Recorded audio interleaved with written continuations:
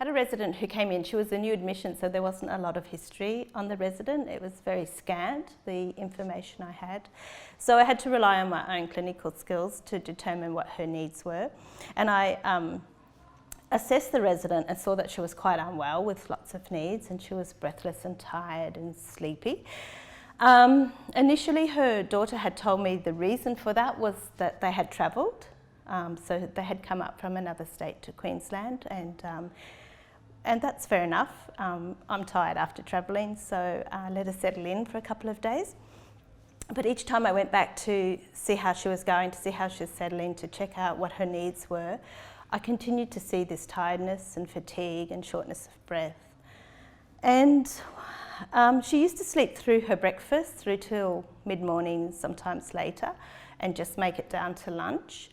So I spoke to the care staff, and they said, well, that's just her everyday pattern.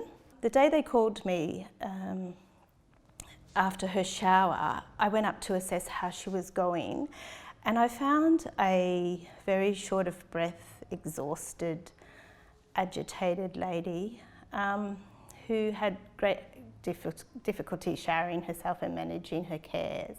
And looking back at her diagnoses, I understood that there was diagnoses that had connected to respiratory disease, and pointed that out to the staff and suggested a trial where we checked her clinical observations prior to exercise, just to determine her endurance and her exercise tolerance, and to check it again after she had completed her activities and to compare the difference. Asked them to trial that for me for 3 days in a row to get a snapshot, and it clearly became obvious very shortly after that she had a lack of oxygen.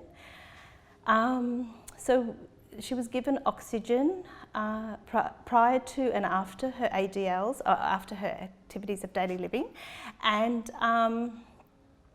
she wasn't as exhausted or nauseated or agitated or shaky, and was able to go down and enjoy lunch and have a meal and communicate in the dining room with other people. So it was a good outcome for the resident.